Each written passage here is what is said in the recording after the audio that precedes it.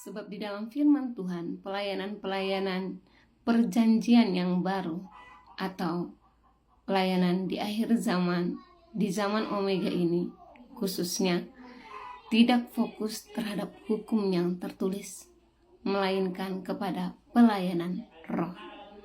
Shalom, shalom Elohim kepada kita semua Bapak Ibu yang terkasih di dalam nama Tuhan Yesus Kristus. Sebelumnya saya mau menyapa ketiga pribadi ilahi, Roh Allah Bapa, Allah Anak, Allah Roh Kudus yang Esa, yang sudah ada di tengah-tengah dunia di akhir zaman ini, di zaman Omega, yang memakai tubuh casing manusia-manusia terekselen, manusia yang rendah hati, manusia yang terpilih. Shalom Elohim kepada Roh Bapa Sorgawi yang memakai tubuh casing paeman lagu. Salam hormat, salam kasih, damai sejahtera di dalam nama Tuhan Yesus Kristus. Dan shalom Elohim kepada Pangeran Ilahi, King of the King, Jesus Christ, Alpha dan Omega, yang memakai tubuh casing Saudara Aditya Nugrahanto. Salam hormat kasih di dalam nama Tuhan Yesus Kristus.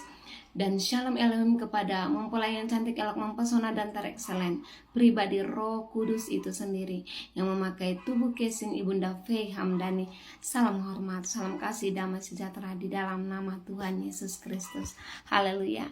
Di sini saya mau membacakan firman Tuhan, sabda kebenaran firman Tuhan yang mengingatkan kepada kita bahwa mengenai pelayanan-pelayanan perjanjian yang baru ini bukanlah seperti pelayanan di pikiran manusia logika jasmani yang hanya terfokus kepada hukum yang tertulis.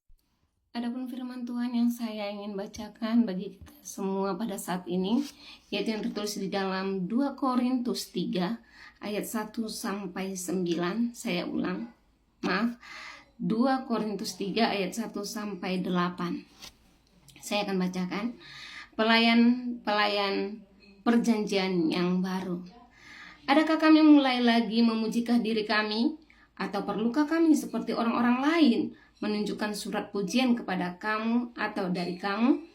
Kamu adalah surat pujian kami yang tertulis dalam hati kami, ya, dan yang dikenal dan yang dapat dibaca oleh semua orang. Karena telah ternyata bahwa kamu adalah surat Kristus yang ditulis oleh pelayanan kami, ditulis bukan dengan tinta, tetapi dengan roh dari Allah yang hidup, bukan pada lolo batu, melainkan pada lolo daging, yaitu di dalam hati manusia. Demikianlah besarnya keyakinan kami kepada Allah oleh Kristus. Dengan diri kami sendiri kami tidak sanggup untuk memperhitungkan sesuatu seolah-olah pekerjaan kami sendiri. Tidak, kesanggupan kami adalah pekerjaan Allah. Ialah yang membuat kami juga sanggup menjadi pelayan-pelayan dari suatu perjanjian baru yang terdiri dari hukum yang tertulis, tetapi dari roh. Sebab hukum yang tertulis mematikan, tetapi roh menghidupkan. Pelayanan yang memimpin kepada kematian terukir dengan huruf pada loh batu. Namun demikian kemuliaan Allah menyertainya waktu ia diberikan. Sebab sekalipun pudar juga cahaya muka Musa begitu cemerlang, sehingga mata orang-orang Israel tidak tahan menatapnya. Jika pelayanan itu datang dengan kemuliaan yang demikian, betapa lebih besarnya lagi kemuliaan yang menyertai pelayanan roh. Haleluya. Saudara-saudariku, di ayat pertama dikatakan, adakah kami mulai lagi memujikan diri kami? Atau perlukah kami seperti orang-orang lain menunjukkan surat pujian kepada kamu atau dari diri kamu? Saudara-saudariku, pelayanan-pelayanan di perjanjian baru atau di akhir zaman ini, khususnya di zaman Omega ini, kita dituntut bukan lagi terfokus kepada surat pujian atau surat yang tertulis, menyatakan, menunjukkan label bahwa saya berasal dari komunitas ini, saya berasal dari universitas ini, saya sudah diberi SK, saya sudah diberikan jasa untuk dianggap layak sebagai imam, sebagai pengajar, sebagai pelayan. Tidak lagi fokus ke sana Bapak Ibu. Karena pujian yang kita peroleh bukan lagi dari pujian dunia, pengakuan dunia, tetapi yang paling utama pada pelayanan-pelayanan di perjanjian baru ini di zaman Omega ini adalah pujian daripada Tuhan Allah sendiri, pengakuan daripada roh Allah itu sendiri, roh kebenaran itu sendiri. Jadi jangan terfokus dengan yang namanya tertulis, dengan surat pujian yang menjadi dianggap sebagai gelar yang menjadi fokus manusia jasmani di akhir zaman ini dianggap layak atau tidak sebagai pelayan atau menjadi imam. Selanjutnya di ayat 2 di sana dikatakan, kamu adalah surat pujian kami yang tertulis dalam hati kami dan yang dikenal dan yang dapat dibaca oleh semua orang. Saudara-saudariku, pelayanan roh di akhir zaman ini akan dapat dilihat, dibaca, dan dikenal semua orang melalui karakter hidupnya, perbuatannya, tindakannya. Bukan hanya sekedar tertulis. Kalau yang fokus tertulis banyak tidak sesuai dengan mencerminkan firman Tuhan. Tetapi saat ini yang dimaksud pelayanan perjanjian baru, yaitu pelayanan roh, itu adalah dilihat dan Tuhan Allah kita dipuji dan dimuliakan melalui hidup kita. Itulah yang sesungguhnya pelayan-pelayan yang berasal daripada roh.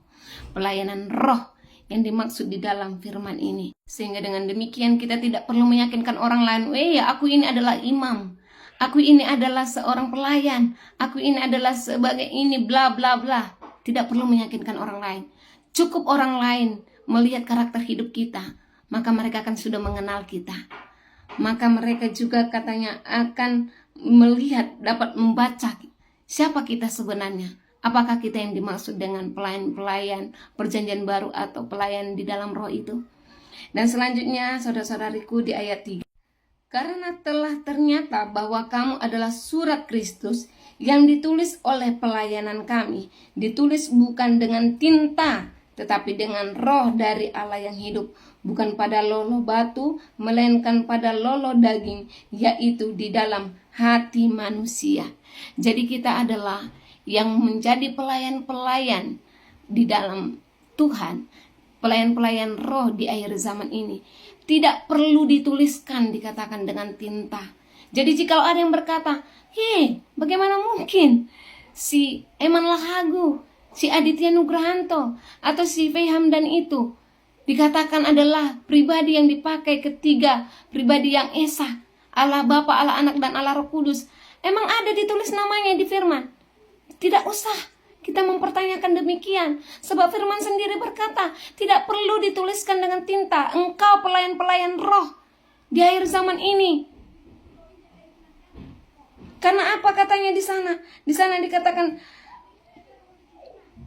yang ditulis oleh pelayan kami, ditulis bukan dengan tinta, tetapi dengan roh dari Allah yang hidup.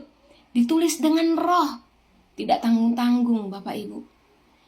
Jadi kita pelayan-pelayan roh yang merasa dirinya menjadi pelayan roh di akhir zaman ini, yang namanya tidak tertulis dengan tinta, tetapi melainkan ditulis dengan roh.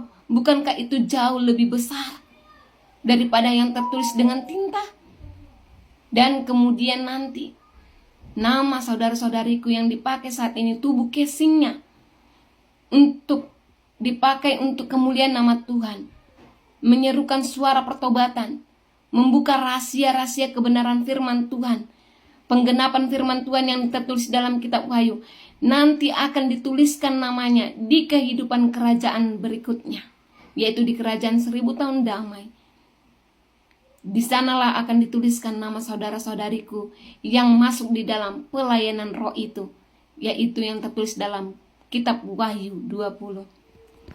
Dan selanjutnya di ayat 6, ialah yang membuat kami juga sanggup menjadi pelayan-pelayan dari suatu perjanjian baru yang tidak terdiri dari hukum yang tertulis. Jadi berbeda sekali dengan perjanjian lama dulu ya Bapak Ibu. Kalau perjanjian lama dulu, jika ada jemaat ingin melakukan penembusan dosa atau melakukan penyucian dosa, harus menghampiri imam terlebih dahulu. Untuk imam sendiri yang nanti akan menghadap kepada Tuhan Allah di dalam ruang Maha Kudus, kemudian akan melakukan penyucian dosa terhadap jemaat. Tetapi di akhir zaman ini, yaitu pelayan-pelayan di perjanjian baru ini, kita tidak fokus lagi terhadap apa yang tertulis, tetapi kita dibawa untuk langsung terkoneksi, terhubung dengan Tuhan Allah itu sendiri. Dan selanjutnya saya persingkat, jika pelayanan itu datang dengan kemuliaan yang demikian, betapa lebih besarnya lagi kemuliaan yang menyertai pelayanan roh. Jadi pelayanan roh itu akan lebih besar lagi dipenuhi oleh kemuliaan Allah dibandingkan pelayan-pelayan perjanjian lama. Demikian, Tuhan